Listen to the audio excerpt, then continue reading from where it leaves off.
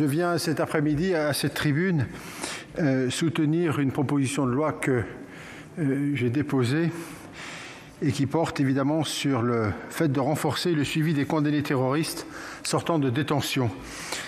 Dans les prochaines années, nous savons que plus de 500 détenus condamnés pour faits en lien avec le terrorisme islamo-djihadiste sortiront de prison. Face à ce risque, le Parlement a adopté le 27 juillet dernier, à la suite d'initiatives convergentes à la fois du Sénat et de l'Assemblée nationale, la loi instaurant des mesures de sûreté à l'encontre des auteurs d'infractions terroristes à l'issue de leur peine.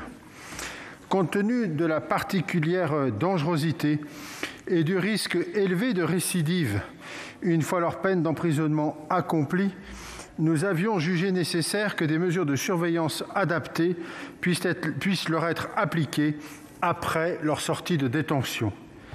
Dans sa décision du 7 août 2020, le Conseil constitutionnel n'a pas remis en cause le principe même d'une mesure de sûreté à l'égard de condamnés terroristes ayant purgé leur peine. Mais en dépit de nombreuses garanties que nous avions prévues, le nous étant le législateur, il a considéré que le dispositif retenu portait une atteinte qui n'était ni adaptée ni proportionnée aux droits et libertés constitutionnellement garantis. Malgré cette appréciation du juge constitutionnel, demeure malgré tout l'impérieuse nécessité d'un dispositif permettant d'assurer le suivi de personnes qui, libérées à l'issue de leur peine, peuvent continuer à constituer une grave menace pour la sécurité publique.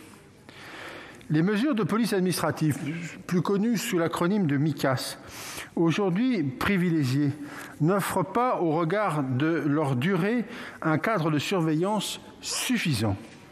Le renforcement des dispositifs de suivi judiciaire apparaît en conséquence comme la voie juridiquement la plus adaptée pour répondre à l'enjeu que représente, en termes de sécurité publique, la sortie de détention des condamnés terroristes, tout en offrant des garanties de réinsertion renforcées.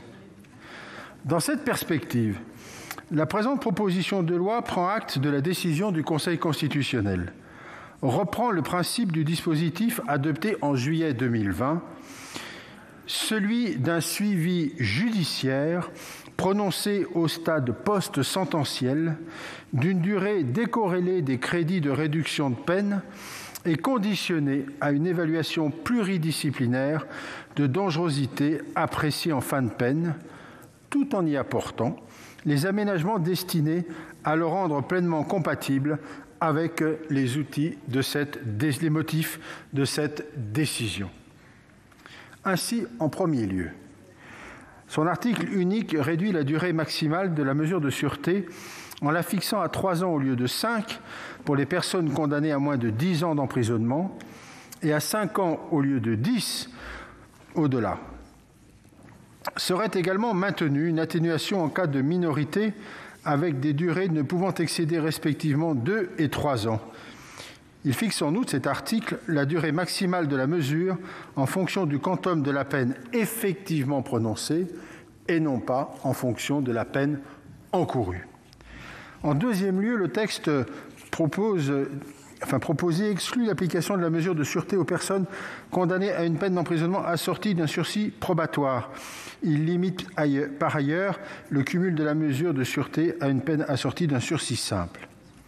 En troisième lieu, le texte proposé prévoit que la mesure ne pourra être prononcée que lorsque la personne a été mise en mesure de suivre un programme de réinsertion en détention, à l'instar d'autres mesures de surveillance judiciaire existantes.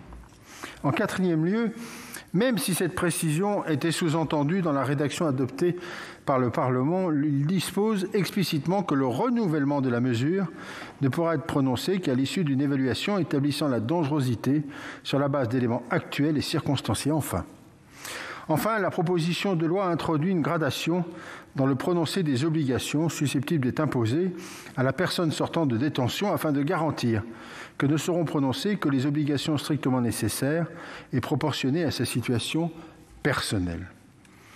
Ainsi, dans le cadre du dispositif prévu, la juridiction pourra imposer aux personnes concernées le suivi d'un certain nombre d'obligations qui sont déjà applicables dans le cadre d'autres mesures de suivi judiciaire et qui relèvent pour la plupart d'entre elles d'un suivi social et d'un accompagnement personnalisé à la réinsertion.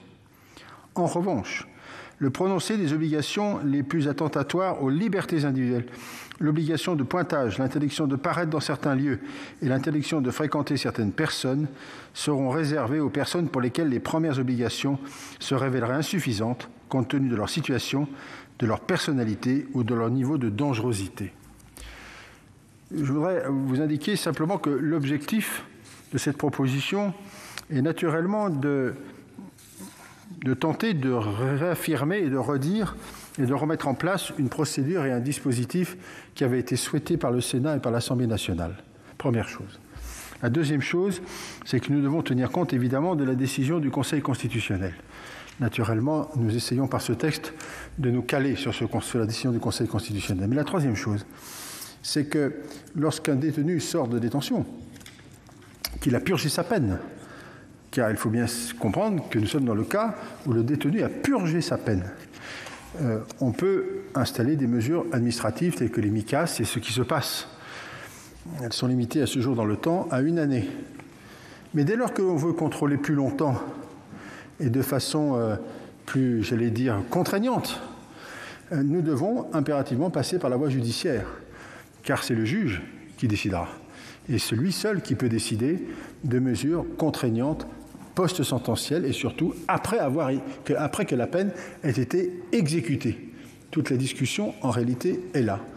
Mais rien n'empêche que les deux mesures puissent se cumuler pendant une certaine période, d'ailleurs. Et c'est la raison pour laquelle je propose ce texte, en espérant naturellement qu'il recevra votre approbation. Je vous remercie. Merci, Président.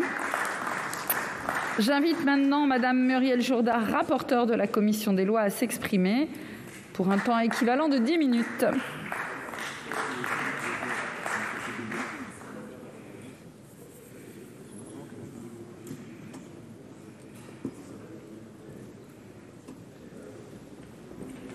Bonjour, Madame.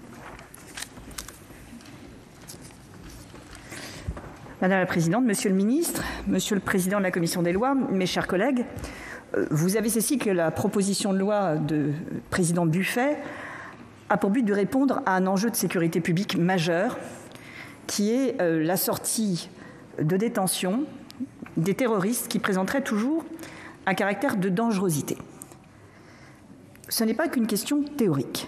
C'est une question qui va se poser avec une certaine acuité. Aujourd'hui, existent en détention 469 personnes, dont 253 sont condamnées définitivement pour des faits en lien avec le terrorisme. 162 vont sortir dans les 4 prochaines années. Évidemment, ainsi que l'a expliqué le président Buffet, notre arsenal juridique n'est pas dépourvu de moyens pour suivre les personnes qui, aujourd'hui, sortent de détention en présentant toujours un caractère de dangerosité, s'agissant du terrorisme qui, on le sait, aujourd'hui en France est le terrorisme islamiste. Il existe un certain nombre de mesures. Je vais vous en brosser un rapide tableau pour se rendre compte des raisons pour lesquelles ces mesures sont insuffisantes et pour envisager à quel point ce texte est aujourd'hui nécessaire. La première mesure qui existe est une mesure administrative, une mesure individuelle de contrôle administratif et de surveillance qu'on a coutume d'appeler la MICAS depuis la loi Sécurité intérieure et lutte contre le terrorisme, autrement appelée la loi SILT.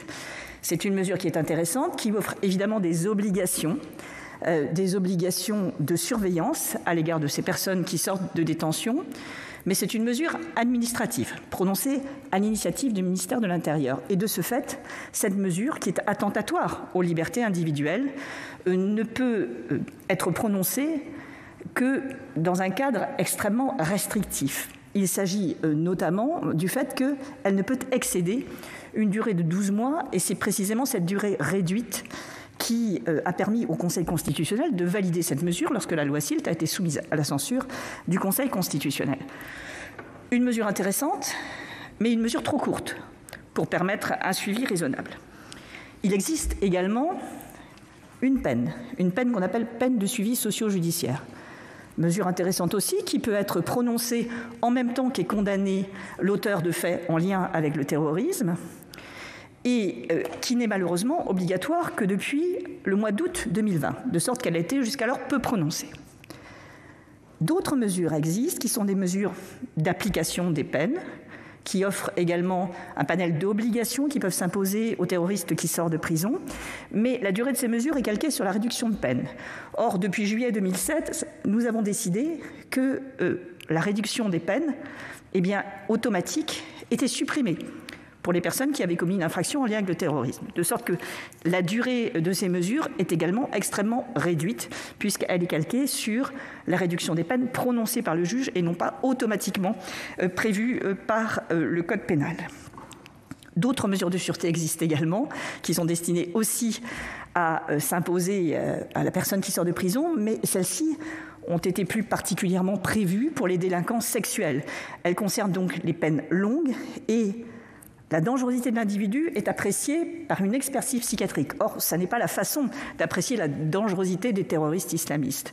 Donc, elles n'ont pas une grande utilité pour le sujet qui nous concerne. Et enfin, et c'est la seule mesure qui existe pour faire face au terrorisme islamiste, il s'agit de l'inscription au FIJET, le fichier informatisé judiciaire des auteurs d'infractions terroristes. Mesure intéressante mais assez faible qui prévoit l'inscription au FIJET d'un certain nombre d'obligations qui sont essentiellement déclaratives. Donc nous avons, vous le voyez, des mesures diverses, administratives et judiciaires qui existent. Mais lorsque l'on se penche sur ces mesures, on constate que pour les faits qui ont été commis entre juillet 2016, c'est-à-dire la date à laquelle les suivis qui étaient calqués sur la durée de réduction des peines, deviennent extrêmement brefs, puisque nous n'avons plus de réduction automatique des peines. À compter de juillet 2016 jusqu'à août 2020, où là, enfin, un suivi socio-judiciaire peut être prononcé et va être efficace et est devenu obligatoire, sur ce laps de temps, qui est tout de même relativement long, et bien sur ce laps de temps, nous ne disposons que de peu de moyens. Et d'ailleurs, sur les personnes qui sont actuellement suivies pour des faits en lien avec le terrorisme islamiste par le juge d'application des peines antiterroristes, 75% de celles qui vont sortir ne vont sortir qu'avec une capacité de suivi calquée sur la réduction des peines, dont je viens de vous indiquer qu'elle était relativement faible. Donc, malgré l'arsenal qui existe, nous avons besoin de nouvelles mesures.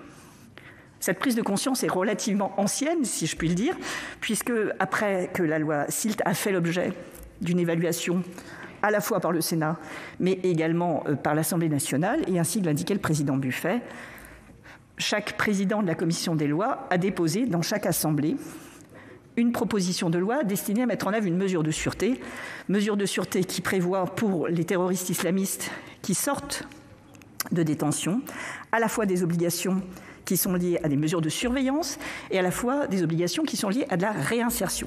Cette mesure de sûreté fonctionne sur ces deux piliers, surveillance, réinsertion. Nous avons trouvé un accord, une commission mixte paritaire a eu lieu, un texte a été voté en juillet 2020 qui a été partiellement invalidé par le Conseil constitutionnel. Et c'est pour ce motif que nous nous retrouvons aujourd'hui devant vous pour tirer les conséquences de la décision du Conseil constitutionnel. Que nous dit le Conseil constitutionnel ? Il nous dit des choses tout à fait positives dans un premier temps. Tout d'abord que, sans paraphraser totalement le Conseil constitutionnel cité, mais sans, je crois, trahir à l'esprit de ce qui a été dit, le législateur est légitime à mettre en œuvre une mesure qui est de nature à prévenir les troubles à l'ordre public. Et il est légitime, à ce titre, à prononcer, à décider plutôt, d'une mesure de sûreté. La mesure de sûreté est une mesure qui n'est pas fondée sur l'infraction commise, mais bien sur la dangerosité persistante de la personne qui sort de prison. Ce serait autrement, et le président Buffet l'a très bien expliqué, une double peine. Donc nous savons d'ores et déjà que la mesure que nous allons prendre a bien le caractère d'une mesure de sûreté, ce qui est extrêmement important, car la double peine, nous ne l'aurions pas pu, et la mesure de sûreté est d'application immédiate. Il peut donc s'appliquer à ceux de ces détenus pour terrorisme qui vont sortir de prison immédiatement. C'est donc un élément important que nous a apporté le Conseil constitutionnel et positif. Ce qui a été moins positif pour le texte qui est sorti de nos deux assemblées et de la commission mixte paritaire et que le Conseil constitutionnel a estimé que la balance n'était pas faite et correctement équilibrée entre la prévention des troubles à l'ordre public, qui est un objectif à valeur constitutionnelle, et l'atteinte aux libertés constitutionnellement reconnues. C'est donc sur ces éléments qu'il a fallu se pencher pour rééquilibrer ce texte. C'est ce qu'a fait le président Buffet. J'indiquerai que la commission des lois n'a que très peu modifié cette proposition de loi qui paraissait répondre en tout point à ce que le Conseil constitutionnel avait pu décider et à la censure qui avait été faite, de sorte que la mesure de sûreté, qui, je le rappelle, est une mesure de surveillance et de réinsertion, se présente de la façon suivante. Une évaluation est faite du détenu avant sa sortie de détention, sur requête du parquet antiterroriste.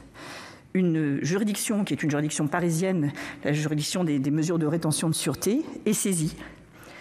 L'avis du juge d'application des peines antiterroristes est requis. Un débat a lieu contradictoire. Le détenu est assisté d'un avocat. Une décision est prise.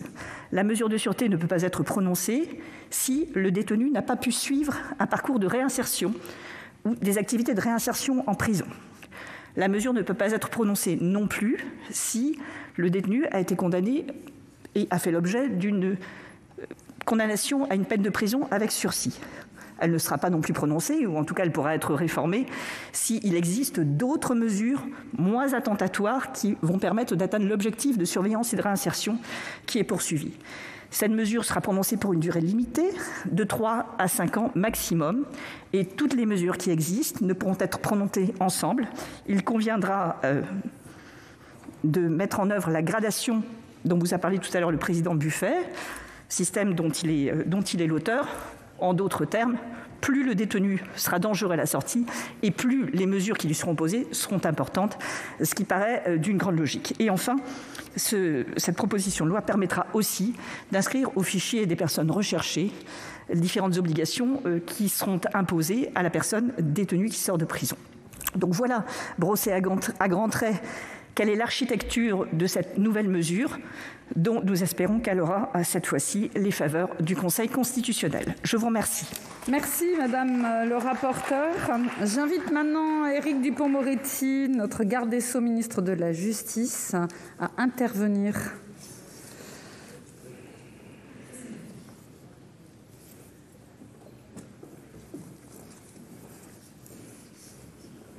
Monsieur le ministre.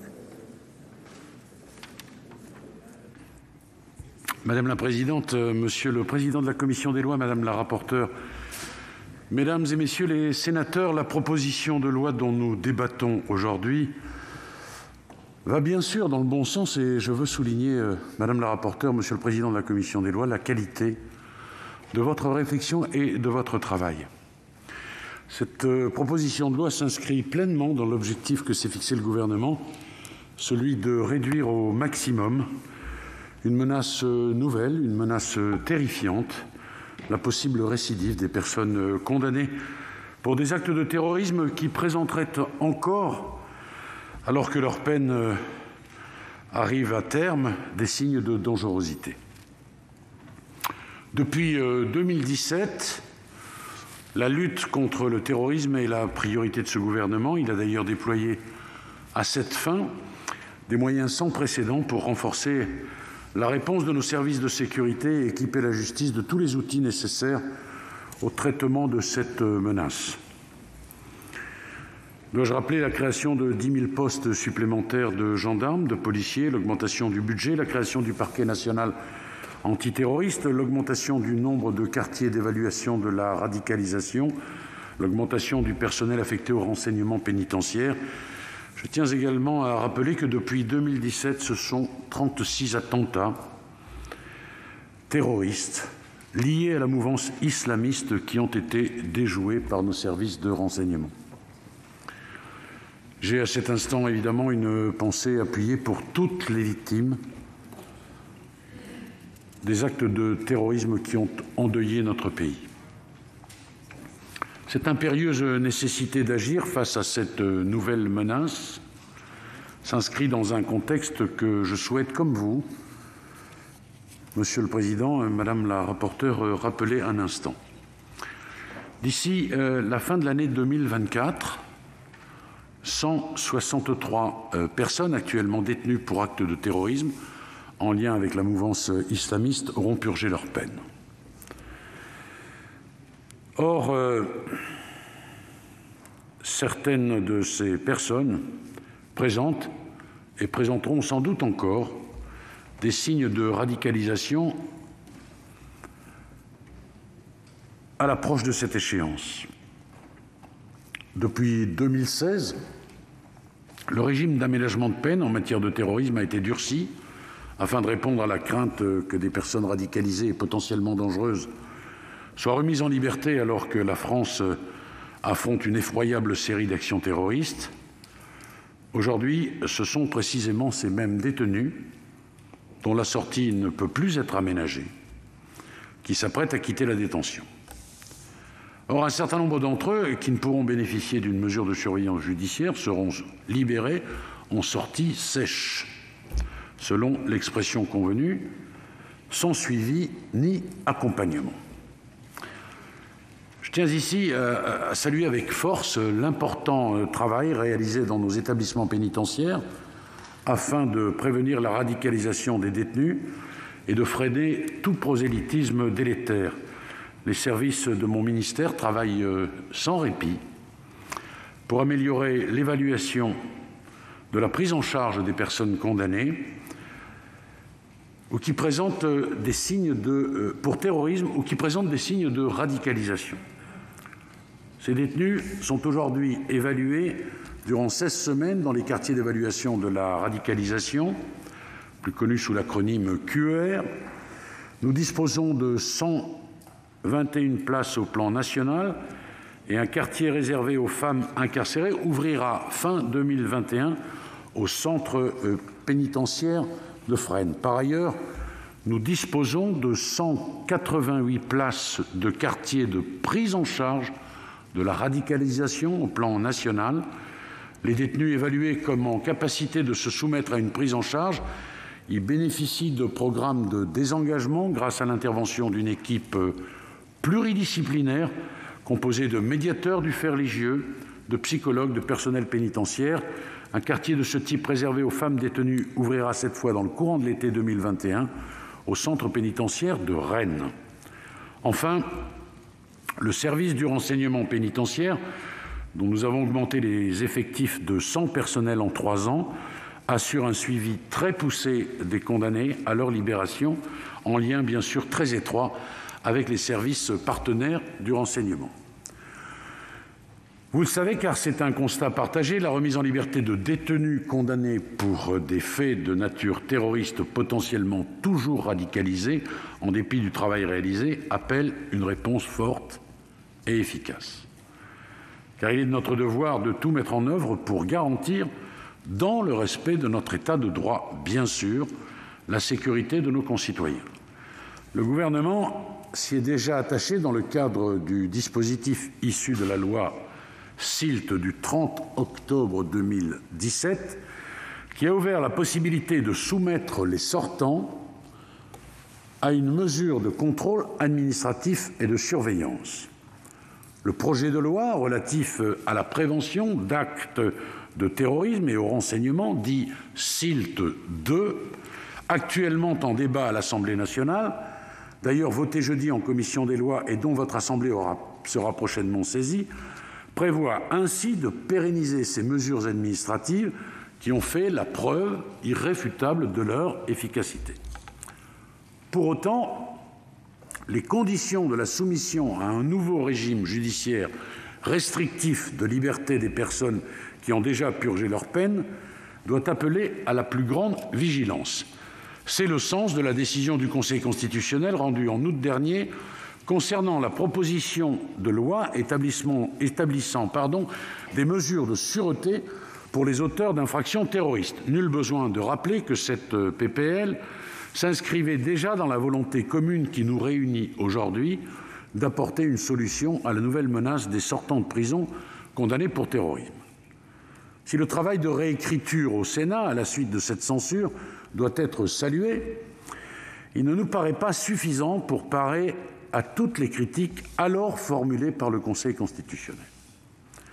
Il ne saurait en effet être question d'instaurer ou de laisser penser que nous sommes prêts à instaurer une quelconque forme de justice prédictive, qui est la négation même de l'idée de justice, puisqu'elle revient à condamner sur un simple soupçon. Le respect de nos valeurs impose, à mon sens, que le régime applicable aux détenus terroristes neutralise leur éventuelle dangerosité. Et c'est à l'aune de ces considérations que le gouvernement souhaite la création, dans le projet de loi relatif à la prévention d'actes de terrorisme et au renseignement, d'une mesure judiciaire de prévention de la récidive terroriste. Cette mesure permettra d'assujettir le condamné à un suivi au moyen d'obligations et d'interdictions à vocation essentiellement sociale. Le projet porté par le gouvernement, qui arrivera très prochainement au Sénat, assure l'articulation entre le dispositif administratif, la surveillance et le dispositif judiciaire. La proposition de loi du président Buffet que nous examinons aujourd'hui, en ce qu'elle prévoit la création d'une mesure de sûreté judiciaire, poursuit certes des objectifs comparables. Toutefois, certaines des obligations et interdictions auxquelles peuvent être astreintes les personnes concernées sont similaires ou voisines de celles prévues par les Micas, comme par exemple l'interdiction de paraître dans certains lieux ou de fréquenter certaines personnes. Une telle superposition apparaît de nature à fragiliser, selon nous, la légalité des Micas prononcées à l'encontre des mêmes personnes, alors même que ces mesures permettent le prononcé d'obligations plus rigoureuses encore. D'une manière générale, le gouvernement considère que la superposition de dispositifs de sûreté différents sous la responsabilité d'autorités différentes, susceptibles d'être appliquées à des mêmes fins et aux mêmes personnes en prévoyant des prescriptions similaires ou identiques, crée une complexité qui nuit à l'action de l'État prise dans ses fonctions administratives et judiciaires. Enfin, il convient de rappeler que les mesures de sûreté doivent respecter le principe résultant de l'article 9 de la Déclaration de 1789, selon lequel la liberté ne saurait être entravée par une rigueur qui ne serait pas nécessaire.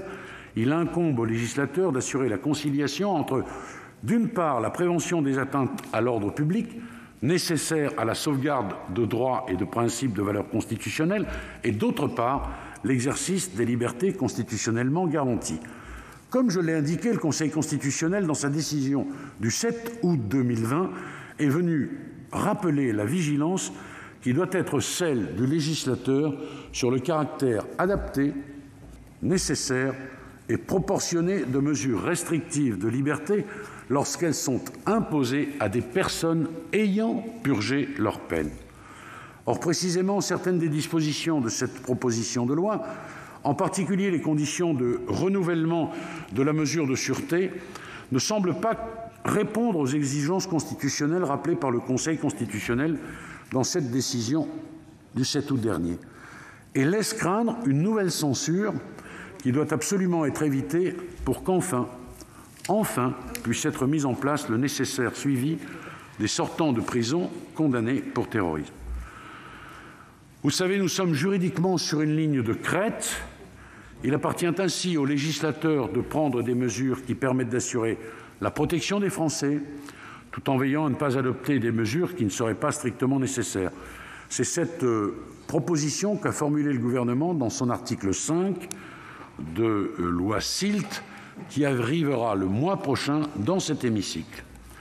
En conclusion, je ne peux, mesdames et messieurs les sénateurs, que saluer l'objectif poursuivi par cette proposition de loi, en ce qu'il rejoint l'engagement du gouvernement dans la lutte contre le terrorisme et confirme la détermination du Sénat en la matière, en lui préférant toutefois la version gouvernementale qui vous sera proposée prochainement et qui sera, je le crois, plus à même de répondre aux exigences constitutionnelles désormais clairement établies.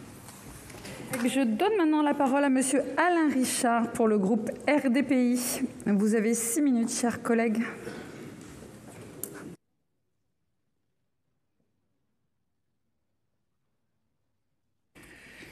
Madame la Présidente, Monsieur le Ministre, mes chers collègues, nous franchissons un nouvel épisode de l'histoire d'une adaptation de notre droit pénal à une criminalité particulière.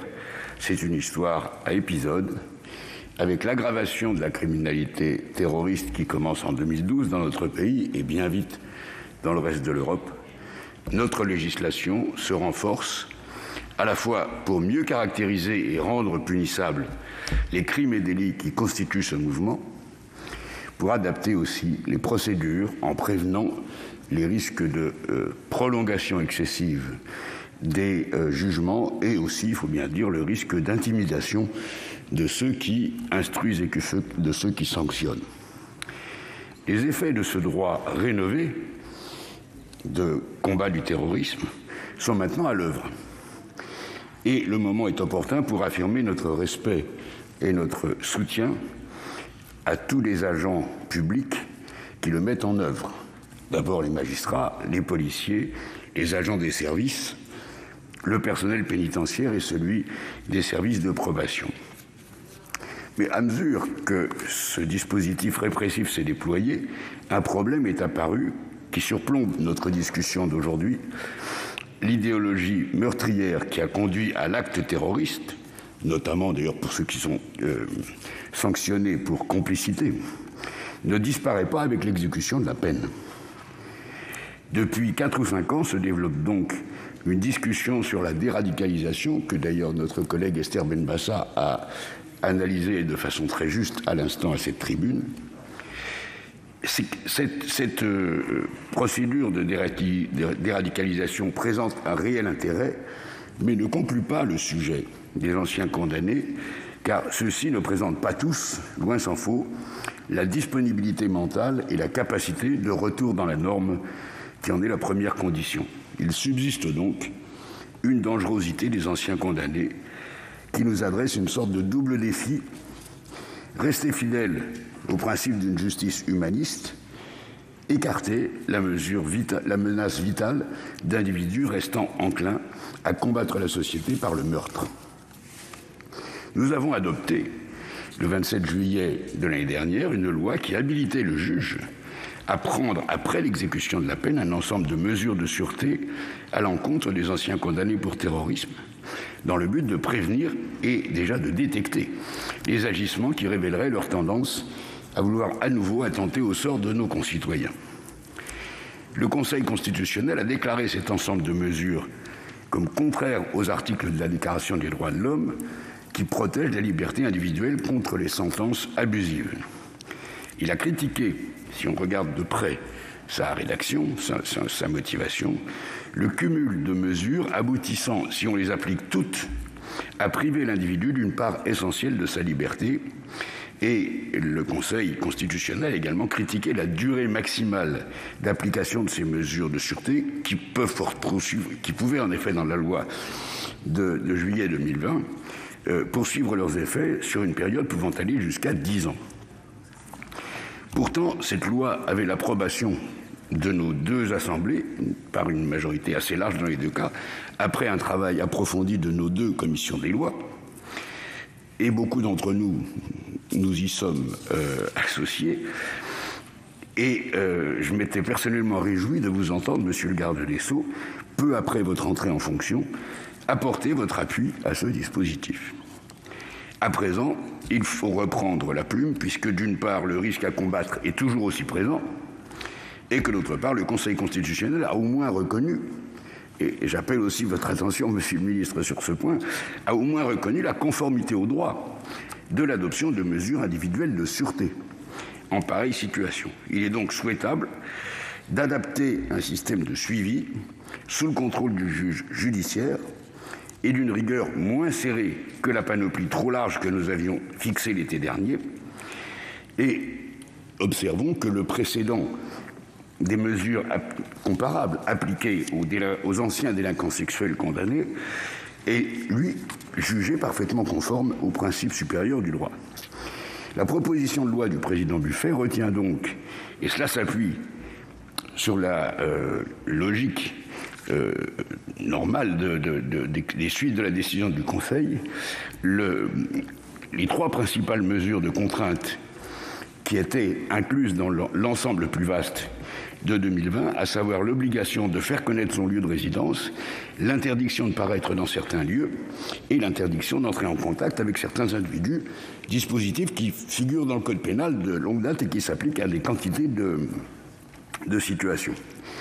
La durée, cette fois-ci, est plus limitée et chaque mesure est décidée par un juge judiciaire après application du droit de la défense. Nous trouvons donc ce dispositif équilibré et adapté aux dangers qu'il faut combattre et nous espérons rationnellement qu'il sera cette fois-ci jugé conforme aux exigences supérieures du droit. Nous savons que le gouvernement, de son côté, a en préparation une réponse légale à ce vide de législation que nous ne pouvons laisser subsister et nous souhaitons vivement que le rapprochement se fasse entre les deux approches, comme ça avait été le cas dans le débat précédent. Donc, il faut veiller, vous l'avez dit, monsieur le garde des Sceaux, au risque du cumul entre les mesures administratives de contrôle et des mesures judiciaires, mais nous pensons qu'il faut poursuivre le débat. Et je me permettrai d'insister, monsieur le garde des Sceaux, pour que dans la fin de la préparation du projet de loi, vous incorporiez certaines au moins des mesures qui sont prévues dans la proposition du président Buffet et que vous demandiez au Conseil d'État d'apprécier la compatibilité de l'ensemble des mesures, celles que vous avez en projet et celles qui sont délibérées aujourd'hui. Dans ces conditions, nous souhaitons donc que le débat se poursuive et nous adresserons à ce projet de loi une abstention compréhensive. Merci, chers collègues. J'appelle à présent Madame Maryse Carrère à s'exprimer au nom du groupe RDSE pour 5 minutes, chers collègues.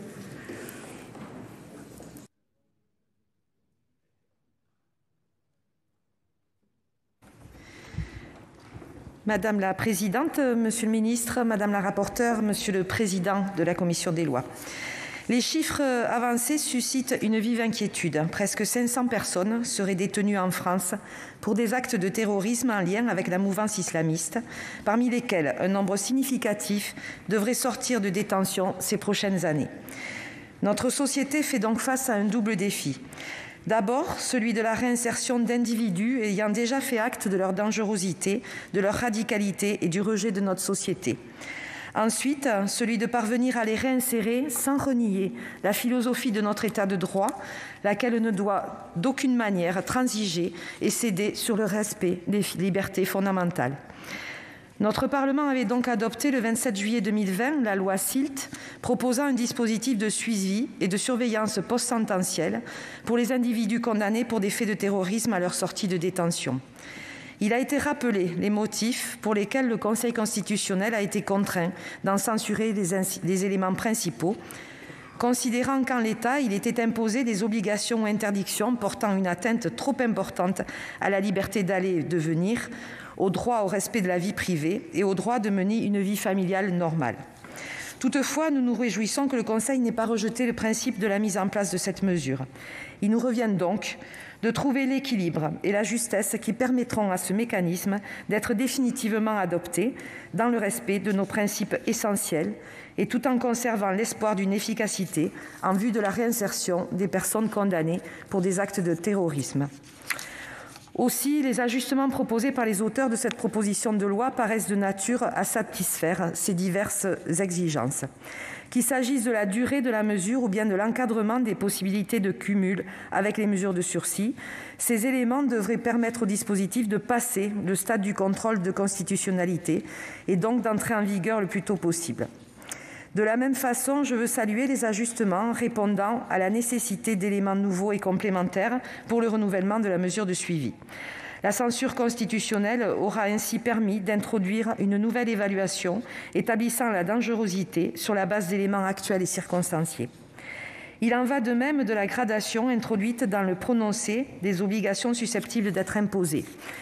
J'ai l'espoir, à l'image de la position de notre commission des lois, que la réponse apportée par cette proposition de loi soit de nature à permettre la constitutionnalité du dispositif, lequel tiendra mieux compte tenu de la situation, de la personnalité ou du niveau de dangerosité de la personne visée par la mesure. J'aimerais enfin souligner un point en particulier. Cette proposition intègre le principe suivant lequel la mesure de sûreté ne peut intervenir à l'issue de l'exécution d'une peine d'emprisonnement que si la personne a pu, pendant l'exécution de cette peine, bénéficier de mesures de nature à favoriser sa réinsertion. Cela est évidemment le bienvenu et nous abordons là un point fondamental, celui du rôle de l'institution carcérale dans notre société. En effet, je crains qu'il faille voir ici l'aveu d'une forme d'échec. Certes, la prison punit, mais elle ne prépare pas suffisamment à sa sortie. Elle joue son rôle de répression, mais ne prépare pas efficacement à la réinsertion, ce qui devrait finalement être son rôle principal. De cette manière, nous sommes conduits à une forme de fuite en avant.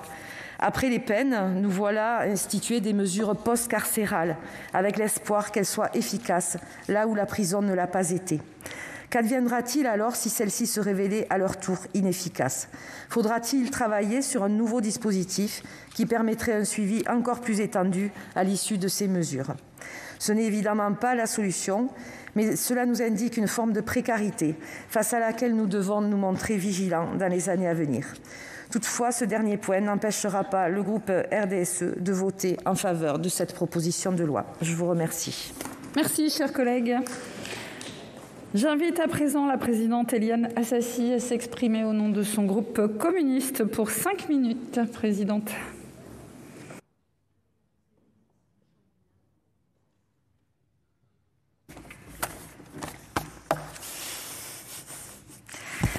Madame la Présidente, Monsieur le Garde des Sceaux, mes chers collègues. Le 21 juillet 2020 était discutée au Sénat la proposition de loi instaurant des mesures de sûreté à l'encontre des auteurs d'infractions terroristes à l'issue de leur peine adoptée par l'Assemblée nationale. Nous nous étions alors fortement opposés au texte et aux objectifs poursuivis.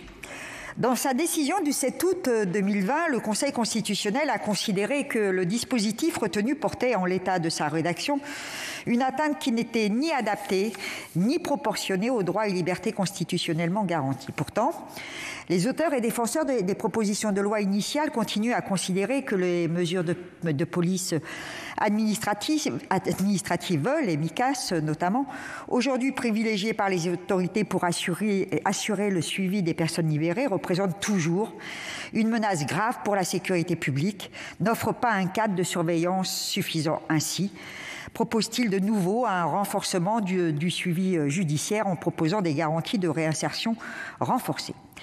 C'est donc en toute cohérence que la Commission a approuvé le dispositif proposé par notre président en apportant que quelques ajustements ponctuels. De notre côté, au groupe CRCE, notre position reste la même depuis juillet 2020 et les censures du Conseil constitutionnel ne nous ont que confortés quant à la logique contraire à plusieurs droits fondamentaux portés par de telles mesures. Nous avons toujours été opposés aux mesures de sûreté en général, considérant qu'un individu ayant purgé sa peine a le droit d'être réinséré dans notre société.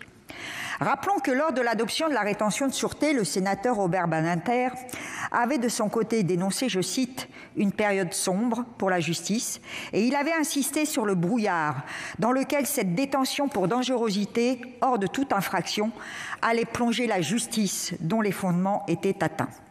Ces mesures induisent un bouleversement de la logique même du droit pénal. En effet, les mesures de sûreté ne sont pas relatives à une infraction commise. Elles ne visent, entre guillemets, que les états dangereux. Il n'existe donc pas de faute. Le but de ces mesures étant seulement de protéger la société par des dispositions spécifiques permettant ainsi d'éviter notamment la récidive. On ne parle donc pas de punition, mais de prévention. Il s'agit notamment, et dans la plupart des cas, d'utiliser ce genre de procédure pour réadapter des délinquants à la société par le biais de cures de désintoxication ou d'internement, ce qui pose déjà grandement question. Présentées comme de simples moyens prophylactiques, ces mesures peuvent présenter un danger de dérive totalitaire. Or, en adaptant les mesures de sûreté aux personnes condamnées pour des actes terroristes, quel message envoyons-nous ? En pointant avec force la récidive probable, on envoie aux condamnés qui ont purgé leur peine le signal qu'ils sont suspectés à vie et en quelque sorte rejetés de la République. Ne nous leurrons pas, cette justice d'exception ne se bornera pas au seul cas des détenus terroristes, elle fera tache d'huile, si cela n'est déjà pas le cas au regard des lois votées à l'encontre des auteurs de délits et crimes sexuels, par exemple. Pourtant, en creux, ce que révèlent notamment les mesures proposées, c'est en réalité l'échec du temps pénitentiaire et l'épuisement d'un système basé sur le tout carcéral. Les vraies questions auxquelles cette proposition de loi ne répond pas sont nombreuses. Quels moyens pour nos services de renseignement pour prévenir les actes de terrorisme? Comment réinsérer dans notre société des individus condamnés pour de tels faits? Les obliger pendant plusieurs années à se rendre jusqu'à 3 fois par semaine dans un commissariat pour justifier de leur présence est un obstacle évident à la reprise d'une vie active et socialisante. Question auxquelles la nouvelle mouture de la loi SILT du gouvernement que nous examinerons ici fin juin ne s'attache pas à répondre non plus. Mes chers collègues, au regard des conséquences désastreuses sur notre ordonnancement juridique de cette surenchère pénale incessante, je me demande s'il ne serait pas sage, 1 an avant l'élection présidentielle, de sanctuariser au maximum notre code pénal. Quoi qu'il en soit, nous nous opposerons de nouveau à ce texte qui continue, selon nous, malgré les aménagements à la marge, à aller à l'encontre des principes fondamentaux de notre État de droit en instaurant en substance une peine après la peine. La question essentielle devrait être comment faire en sorte que la prison ouvre la voie à la libération, à une véritable réinsertion, et non comment poursuivre la logique carcérale punitive de réclusion en dehors des murs. Je vous remercie. Merci Madame la Présidente. J'appelle maintenant Madame Nathalie Goulet à s'exprimer au nom de son groupe Union Centriste pour 8 minutes, chers collègues.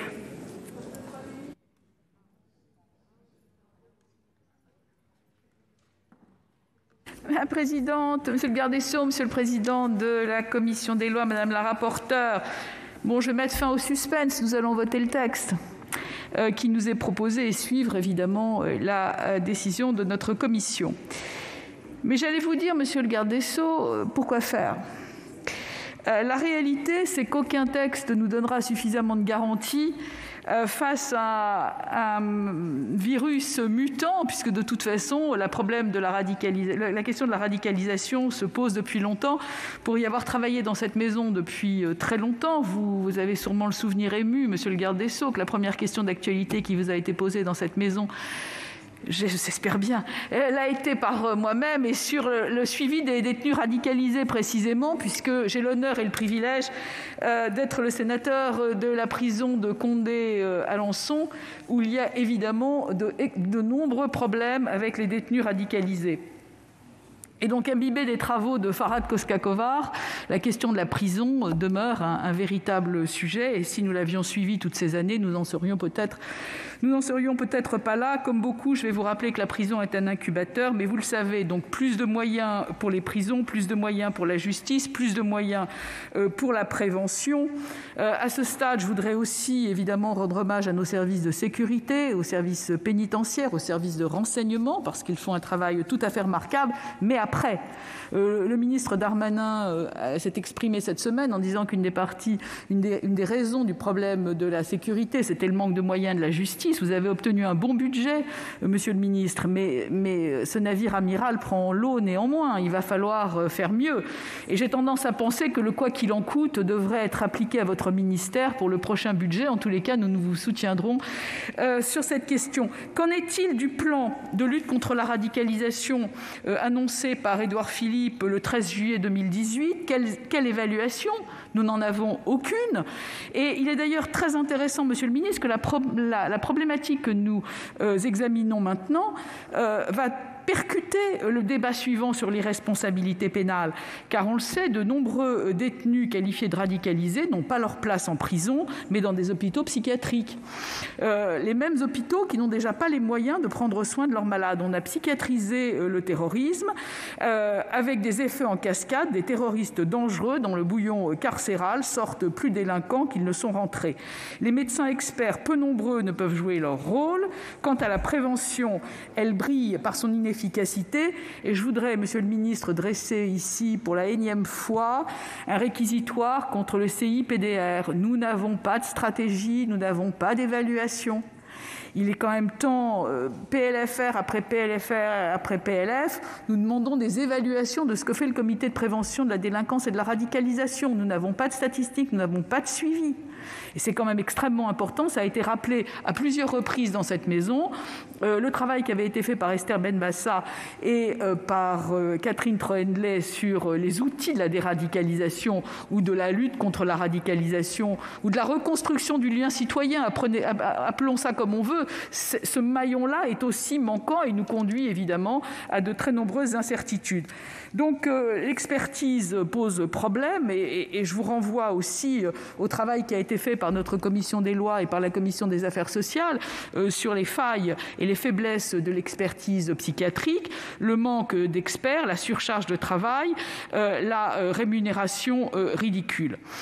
D'ici le projet de loi de finances, Monsieur le ministre, il faudra regarder très attentivement tout ce qui concerne la lutte contre la radicalisation, parce que nous allons pouvoir voter évidemment ex post, comme d'habitude, de très nombreuses mesures qui sont du domaine évidemment répressif, mais il reste que la prévention est quand même une sécurité qu'il nous faut absolument instaurer avec des évaluations, sinon nous n'aurons pas les outils nécessaires. Et puis, Monsieur le ministre, peut-être que d'ici la grande loi pénale la grande loi que vous êtes en train de porter à l'Assemblée nationale, nous pourrions avoir une évaluation de l'article 729 du Code de procédure pénale qui permet des libérations conditionnelles sous condition d'expulsion. Ce qui serait peut-être aussi intéressant, c'est de savoir combien de détenus dangereux peuvent bénéficier de ce type de disposition pour bénéficier en même temps d'une expulsion, ce qui pourrait évidemment déplacer le curseur du problème. En tous les cas, sur toutes ces questions, le Sénat a toujours été aux côtés des ministres de l'Intérieur et des ministres de la Justice qui se sont succédés à tout le moins depuis 2015.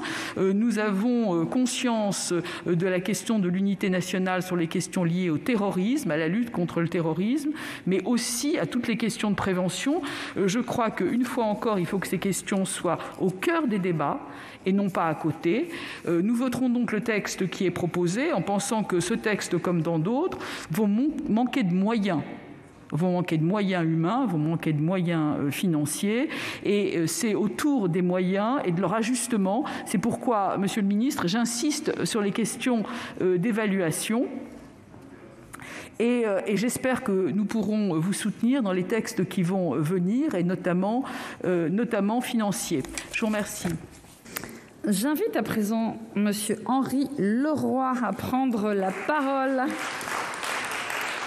Au nom du groupe Les Républicains, vous avez 5 minutes, chers collègues.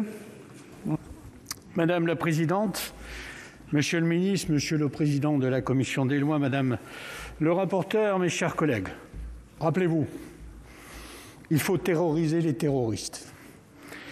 Voilà les mots que prononçait déjà notre cher et regretté Charles Pasqua en 1986, avant le vote des lois qui portaient son nom, des lois courageuses, des lois efficaces, torpillées immédiatement par ses successeurs. Nous sommes loin, si loin de cette époque où tous les responsables agissaient en harmonie pour combattre l'insécurité. Ce regretté ministre de l'Intérieur disait aussi « L'insécurité doit changer de camp et entre nous et les terroristes, la guerre est engagée. » Oui, l'insécurité doit changer de camp. Oui, il faut relever la police que l'on a mis à terre. Elle peut, soyez-en assurés, mes chers collègues, définitivement se tenir debout contre les terroristes. Encore faut-il leur en donner les moyens légaux. Aujourd'hui, notre proposition de loi n'est pas révolutionnaire. Elle est un pas, un petit pas. Mais elle est un pas nécessaire pour apporter un début de soutien, de solution, à cette gangrène qu'est le terrorisme pour notre pays. Instaurer une nouvelle mesure judiciaire de suivi et de surveillance post-sententielle visant à prévenir la récidive et à accompagner la réinsertion des individus condamnés pour des faits de terrorisme est une nécessité absolue. Je voudrais vous rappeler quelques chiffres. Sur les 269 condamnés pour terrorisme en lien avec la mouvance islamique, suivis par le service de l'application des peines, 20% seront suivis à leur libération dans le cadre socio-judiciaire, 5% dans le cadre d'un sursis probatoire, Les 75% restants pourront bénéficier de mesures d'accompagnement à leur sortie sur la durée des réductions de peine éventuellement octroyées. Le 27 juillet 2020, le Parlement a adopté une loi pour introduire une nouvelle mesure judiciaire de suivi de surveillance post-sententielle envers les condamnés pour les faits de terrorisme, poursuivant ainsi 2 finalités. Prévenir la récidive et accompagner leur réinsertion. Cette mesure a été curieusement censurée par le Conseil constitutionnel, estimant qu'elle n'était ni adaptée ni proportionnée à l'objectif poursuivi, et a donc déclaré la mesure de sûreté contraire à la Constitution. La proposition de loi de notre président Buffet reprend l'esprit de la loi adoptée en juillet 2020, tout en y apportant des aménagements destinés à répondre aux 5 objections du Conseil constitutionnel. Je ne reviendrai pas ici sur ces points techniques, le rapporteur Muriel Jourda l'a fait avec clarté. Je voudrais en revanche apporter 2 précisions fondamentales. La première, c'est que la proposition de loi du président Buffet et de notre commission des lois est indispensable à notre arsenal judiciaire pour lutter contre le fléau que représente la sortie de détention des terroristes. La seconde est républicaine. Je veux lancer un appel, un cri d'alarme au président de la République, aux ministres et à vous tous, mes chers collègues. L'état de droit est ce que nous avons de plus noble, de plus grand en France. Cet état de droit, il est l'enfant légitime de notre histoire. Cet état de droit, nous y sommes tous ici profondément attachés. Nous le respectons, il coule dans nos veines. Mais aujourd'hui, n'en avons-nous pas une conception obsolète, naïve, une naïveté qui coûte des vies? Régulièrement, notre Conseil constitutionnel censure des lois qui n'ont rien d'excessif et qui auraient pu sauver des vies, parce qu'elles sont en adéquation avec l'extrême violence qui prospère, sans conteste, à notre époque. Je vous le dis haut et fort, la loi doit être conforme à la Constitution. Mais encore faut-il que la Constitution soit conforme à la gravité du terrorisme. Aujourd'hui, est-ce bien le cas? Mesdames, Messieurs du gouvernement, proposer un référendum qui aura pour seul objet de rajouter le mot « développement durable » dans notre Constitution est superfétatoire. Ayez l'ambition et le courage de proposer un vrai référendum, un référendum utile pour la France et pour les Français, un référendum qui porte sur les moyens donnés à nos forces de sécurité et à notre système pénal pour lutter efficacement contre le terrorisme. L'urgence est indéniable. Je vous remercie de m'avoir écouté. Et enfin, j'appelle Madame Toine Bourrat pour les Républicains pour une intervention de 4 minutes, chers collègues.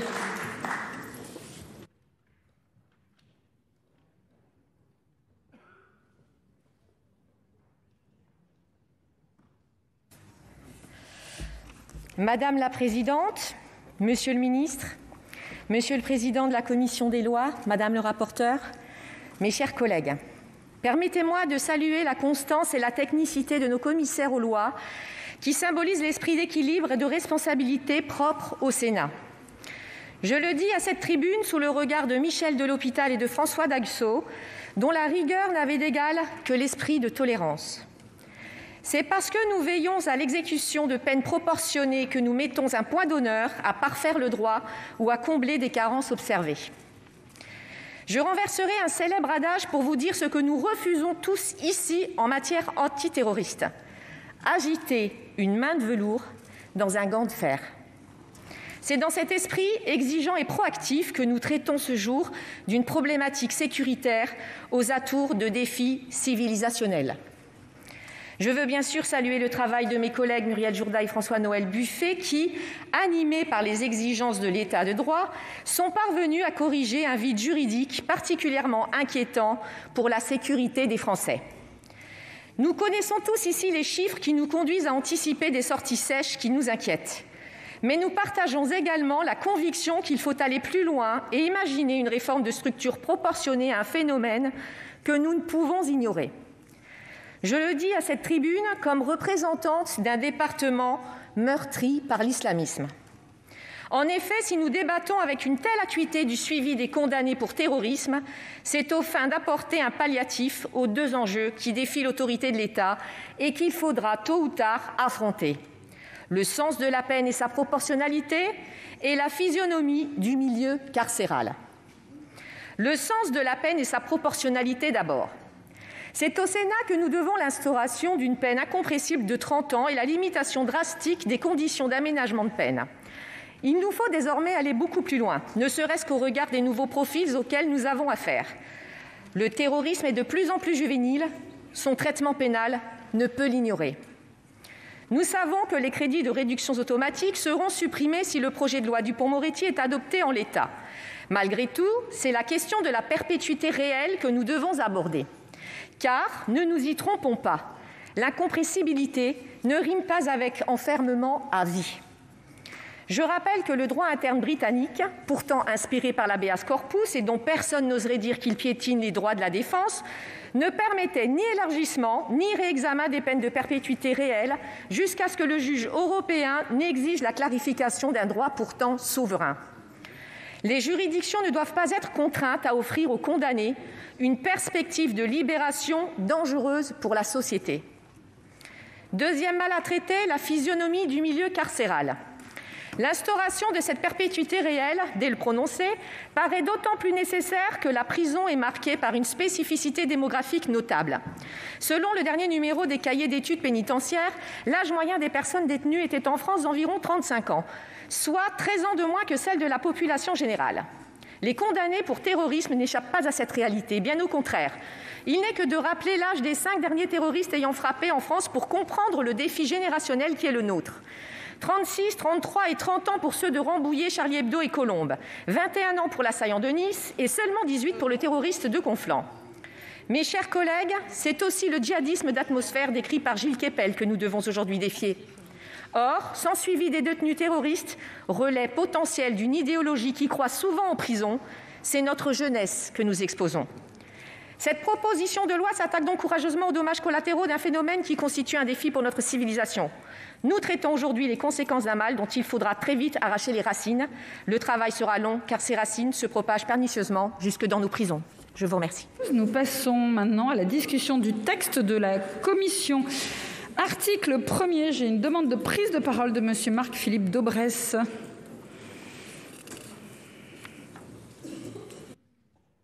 La présidente, monsieur le ministre, mes chers collègues, j'ai écouté avec attention la discussion générale, en particulier l'intervention du garde des Sceaux et de notre collègue Alain Richard, grand spécialiste de ce sujet. L'année dernière, j'avais soulevé le problème du suivi des terroristes sortant de prison. Comme rapporteur de la loi SILT, à cette occasion, Philippe Bas et moi avions élaboré avec plusieurs collègues une proposition de loi dont l'essentiel, vous l'avez dit, a été repris par l'Assemblée nationale, puis censuré par le Conseil constitutionnel, qui néanmoins a validé, comme l'a dit Stéphane Le Rudulier, le principe des mesures de sûreté et tracé le périmètre d'une solution acceptable constitutionnellement, présentant de nouvelles durées, de nouvelles garanties qu'on retrouve complètement dans cet article 1er de la proposition de loi. On peut légitimement s'interroger sur l'efficacité des Micas à l'encontre des individus condamnés pour des faits de terrorisme à leur sortie de détention. C'est sûr que le ministère de l'Intérieur systématiquement prononce cette mesure alors qu'il y a encore 2 ans, ce n'était que pour un tiers des personnes ciblées. La Micas offre bien entendu des possibilités de surveillance renforcée, mais elle présente à nos yeux des garanties insuffisantes et elle présente des motivations difficiles à exprimer. Et elle présente aussi, surtout, une durée très limitée. Et dans la future loi, monsieur le ministre, que le gouvernement va présenter dans son article 3, vous renforcez singulièrement les restrictions de liberté que vous évoquiez tout à l'heure dans les mesures administratives des Micas en vous exposant une censure du Conseil constitutionnel puisque vous ne suivez pas l'avis du Conseil, enfin le gouvernement, pas vous, monsieur le ministre, le gouvernement, et chacun sait que tous les ministres sont solidaires du gouvernement, ne suit pas l'avis du Conseil d'État sur la question des Micas. Il y avait donc 2 solutions.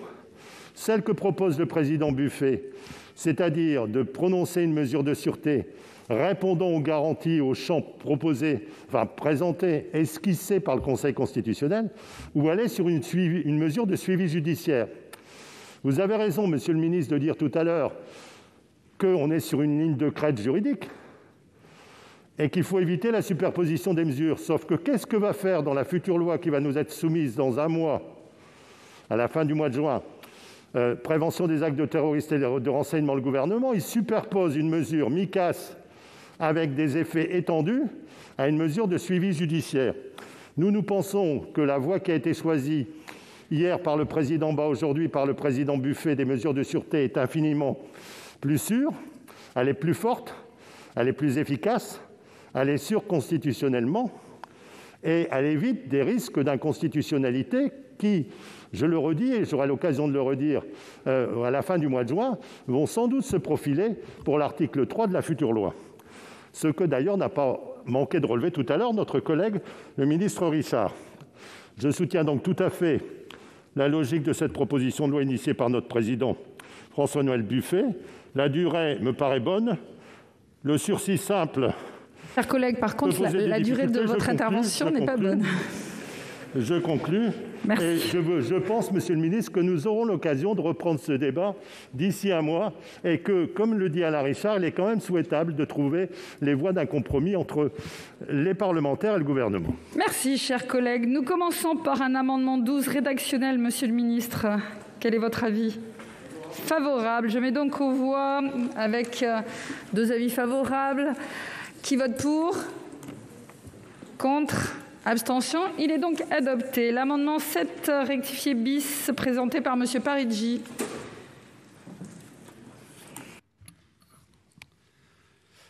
Madame la Présidente, Monsieur le Garde des Sceaux, ministre de la Justice, Madame la rapporteure, chers collègues, cette proposition de loi est présentée comme s'inscrivant dans le cadre de la lutte contre le terrorisme islamiste. Si les auteurs de l'amendement peuvent souscrire de manière générale à la mise en œuvre de mesures pour combattre ce fléau, ils émettent de très grandes réserves sur la disposition exorbitante du droit commun, désormais trop nombreuses, qui dépassent bien souvent leur but premier. En l'état, le renforcement des mesures de sûreté à destination des terroristes islamistes à l'issue de leur peine est trop général, toutes comme le sont certaines dispositions de la loi SILT et antérieurement la création du FIGET qui englobe d'autres individus que les terroristes islamistes.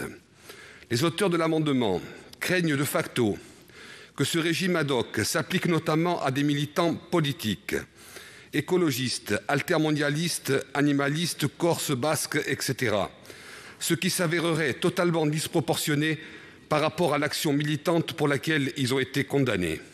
Dans ce cas, les dispositions pénales du droit commun sont amplement suffisantes et ces mesures de sûreté à l'issue de leur peine apparaîtraient trop sévères, comme l'est d'ailleurs actuellement l'inscription au FIGET pour bon nombre de ces militants.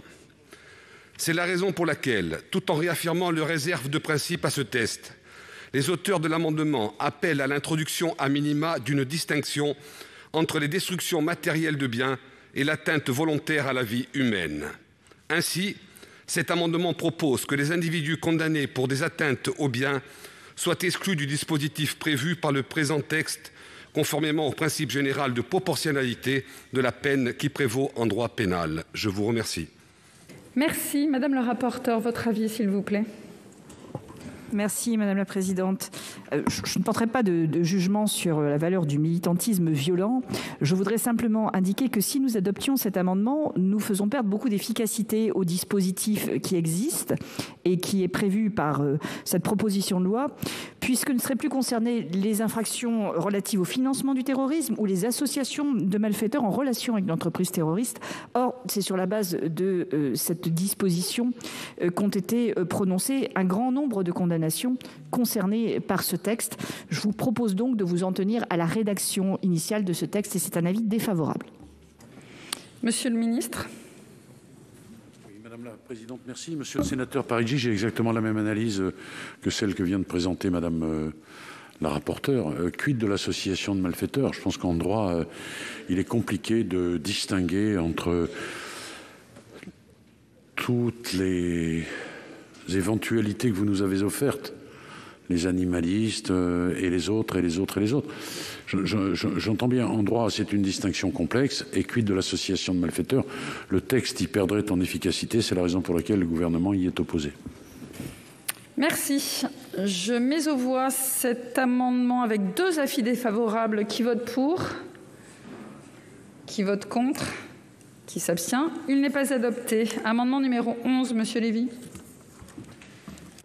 Oui, Madame la Présidente, Monsieur le Ministre, Monsieur le Président de la Commission des lois, Madame la rapporteure, cet amendement et les deux que j'ai déposés à l'article 1er visent à ouvrir un peu l'application des mesures de sûreté que je trouve très positives. Toutefois, à mon sens, les trop nombreuses conditions imposées pour l'application de ces mesures risquent de rendre ce dispositif inopérant ou inapplicable dans les faits. Il y a pourtant une réelle urgence et un intérêt sécuritaire particulier à l'application de ces mesures. Cet amendement vise à supprimer la double condition par une probabilité très élevée de récidive et par une adhésion persistante à une idéologie ou à des thèses incitant à la commission d'actes de terrorisme. À l'une ou l'autre des conditions pour l'application d'une mesure de sûreté, il s'agit d'étendre l'application de cette mesure. Je vous remercie. Merci. Madame le rapporteur, votre avis, s'il vous plaît. Merci, Madame la Présidente. Effectivement, la proposition de loi prévoit que la mesure de sûreté dont nous débattons depuis tout à l'heure ne peut être applicable que si l'individu présente une particulière dangerosité caractérisée par une probabilité très élevée de récidive et par une adhésion persistante à une idéologie ou à des thèses incitant à la commission d'actes de terrorisme. C'est donc ce cumul de conditions que vous voulez transformer en conditions alternatives. Bon, il me semble que, quel que soit l'opinion terroriste et le type de terrorisme qui est visé, puisque vous visez dans votre amendement le terrorisme islamiste, de toute façon, le terrorisme est sous-tendu par une théorie, et elle sera nécessairement présente. Et de surcroît, je rappelle tout de même que nous sommes ici après une censure du Conseil constitutionnel, et le Conseil constitutionnel avait considéré que les critères permettant de prononcer la mesure étaient adaptés. Donc je propose que nous ne les modifions pas, et c'est un avis défavorable, ou plutôt préalablement une demande de retrait. Monsieur le ministre, votre avis? Il me semble, Madame la Présidente, Monsieur le Sénateur, que l'adhésion à une idéologie seule, si nous retenions votre amendement, nous ferait encourir la censure du Conseil constitutionnel à l'évidence. Je suis défavorable à votre amendement. Merci. Monsieur Lévy, vous retirez? Il est retiré. Amendement numéro 10, Monsieur Lévy. Oui, Madame la Présidente, Monsieur le Ministre, Monsieur le Président de la Commission des lois, Madame la rapporteure, mes chers collègues, cet amendement vient supprimer la condition d'application des mesures de sûreté dans l'unique cas où l'inscription des mentions est suffisante sur le fichier des auteurs d'infractions terroristes. L'expérience de ces dernières années nous a malheureusement démontré que trop souvent, les personnes pouvaient être inscrites sur des fichiers avec peu de mentions et par conséquent considérées comme non dangereuses alors qu'elles présentaient en réalité une dangerosité certaine. Je vous remercie. Merci beaucoup. Madame le rapporteur, votre avis sur cette suppression d'alinéa? Merci, Madame la Présidente. Il s'avère qu'une des conditions posées par le Conseil constitutionnel est que la mesure de sûreté ne soit que subsidiaire par rapport aux autres mesures qui existent. Et c'est pour cela que cette mesure a été également comprise dans les mesures qui peuvent être prononcées et qui justifieraient, si elles sont appropriées, qu'une mesure de sûreté ne soit pas prononcée. Donc il me paraît difficile, sans encourir à nouveau les foudres du Conseil constitutionnel, de nous passer de cette mesure, car nous nous passerions de la subsidiarité qui était une des conditions. C'est donc un avis défavorable. Merci, Monsieur le Ministre. Idem. Monsieur Lévy, vous retirez. Il est donc retiré. Nous passons à l'amendement premier rectifié terre, exposé par Madame Borchio-Fontimp, s'il vous plaît. Fontimp. Madame la Présidente, Madame la rapporteure, mes chers collègues, le niveau de risque de récidive est à la fois le corollaire et la conséquence de la dangerosité des individus condamnés pour actes de terrorisme. Face à cette haine meurtrière, pour ce que nous sommes, des citoyens libres et éclairés, eh bien, la plus grande rigueur doit être de mise. Cette proposition marque donc une avancée indéniable dans cette reconquête de fermeté et de crédibilité. Dans cette ligne droite, cet amendement propose de compléter l'alinéa 18 en introduisant une référence explicite au niveau de risque de récidive. Merci, Madame le rapporteur, votre avis? Merci, Madame le Président. Les choses vont sans dire, elles vont encore mieux en le disant. C'est un amendement de précision qui me paraît utile et c'est un avis favorable. Monsieur le Ministre, quel est votre avis sur cette modification d'alinéa 18? Je sollicite le rejet de cet amendement parce que je pense que l'objet en est déjà satisfait. Cet amendement tente à préciser que la commission pluridisciplinaire des mesures de sûreté doit également évaluer le niveau de risque de la personne outre sa dangerosité.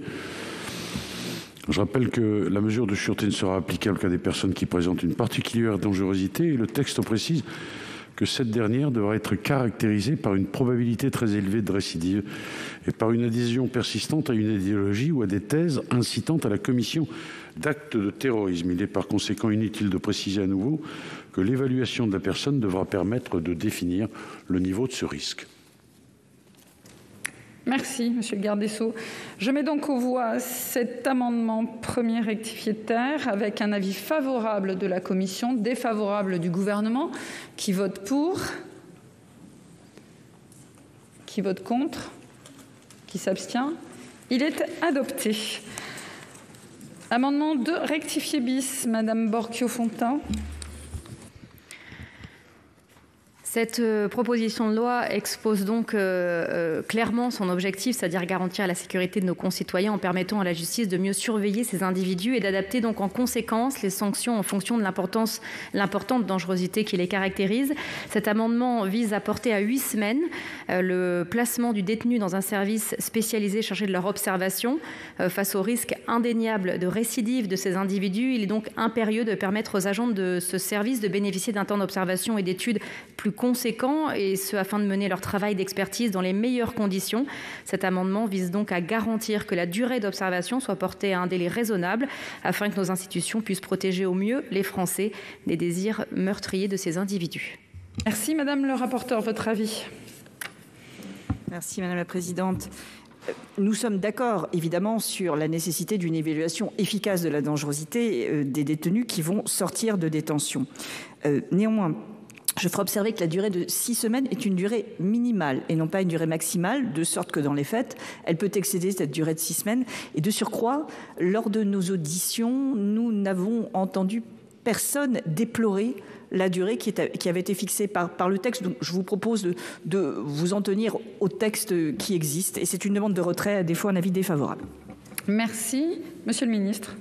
Même position pour le gouvernement, madame la présidente, sénatrice. Je mets donc aux voix, vous retirez? Vous retirez. Il est retiré. L'amendement numéro 9 présenté par monsieur Lévy. Oui, madame la présidente, monsieur le ministre, monsieur le président de la commission des lois, madame la rapporteure, mes chers collègues, cet amendement vise à supprimer la condition d'application des mesures de sûreté au fait que le détenu ait pu bénéficier de façon effective des mesures de réinsertion dans le cadre de sa détention. En intégrant cette disposition, c'est une limitation de plus qui peut avoir in fine des conséquences sécuritaires. Car du fait d'une défaillance de l'administration pénitentiaire qui, parfois, par manque de moyens ou de personnel, ne peut offrir un programme de réinsertion à tous les détenus. Il convient donc de supprimer cette condition supplémentaire. Je vous remercie. Merci, madame le rapporteur.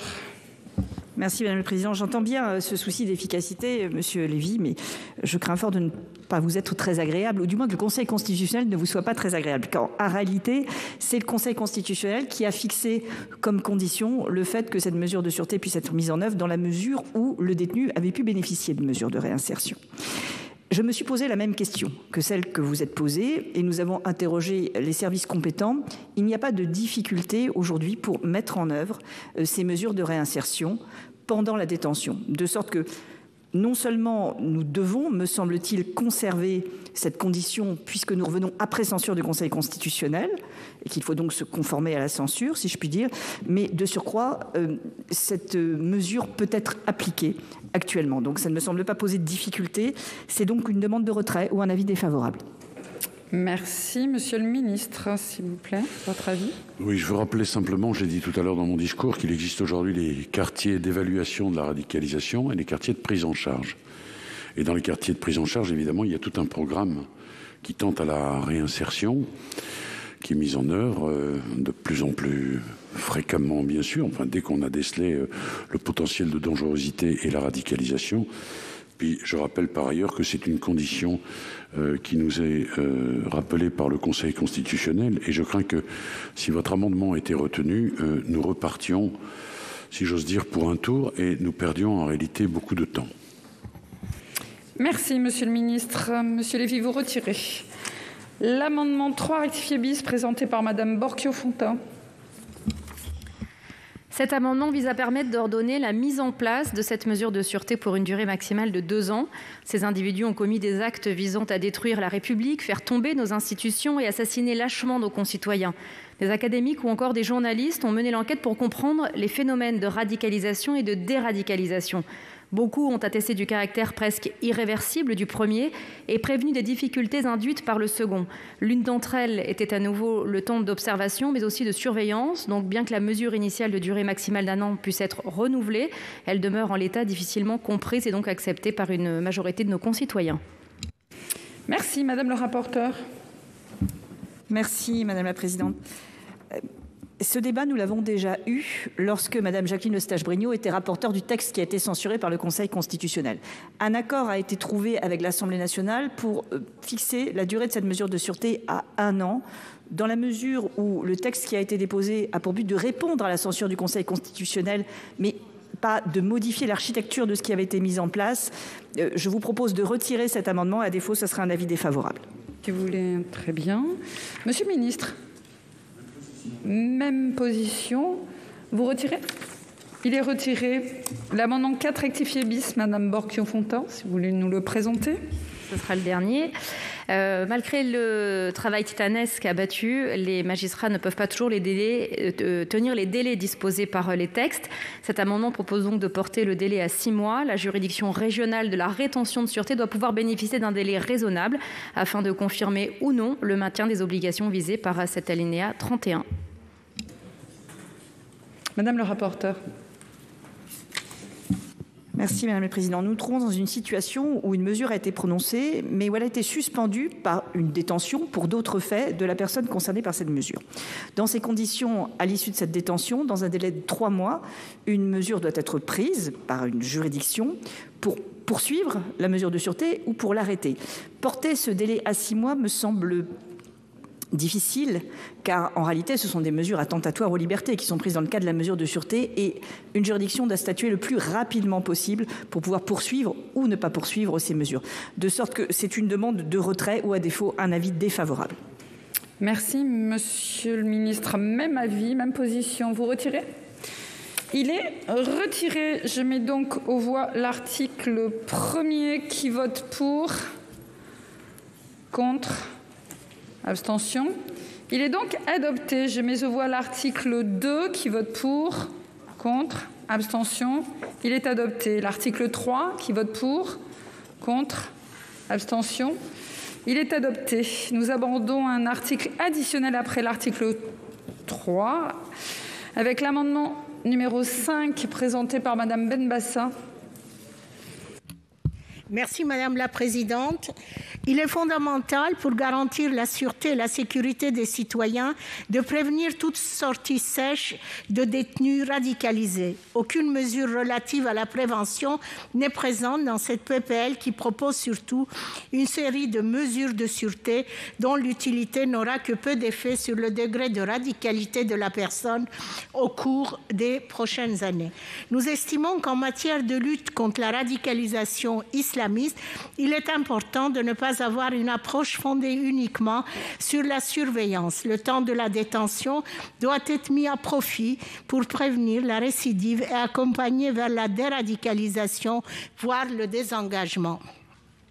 Ainsi, pour faire écho au rapport sénatorial sur la radicalisation publié en 2017 et que j'ai eu l'honneur de co-rapporter avec Mme Catherine Troendlé, le groupe écologiste Solidarité et Territoires demande au gouvernement de remettre au Parlement, dans un délai de 12 mois à compter de la promulgation de la présente loi, un rapport sur l'accès aux activités de réinsertion des personnes détenues mises en cause dans des affaires de terrorisme islamiste ou celles écrouées pour des faits de droit commun, repérées par l'administration et par les services de renseignement comme étant susceptibles de radicalisation.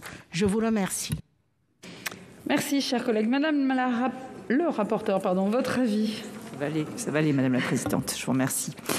Mon avis va être défavorable ou alors une demande de retrait. Madame Benbassa, vous connaissez la position traditionnelle de la Commission des lois, qui est une position qui est juridiquement étayée et qui consiste à dire que non seulement nous ne pouvons pas donner d'instructions au gouvernement, mais de surcroît, nous disposons nous-mêmes de moyens d'évaluation qui nous permettent de présenter des rapports Et c'est d'ailleurs de votre propre rapport avec Madame Troendlé que vous parlez lorsque vous indiquez dans cet amendement souhaiter savoir ce qu'il en est.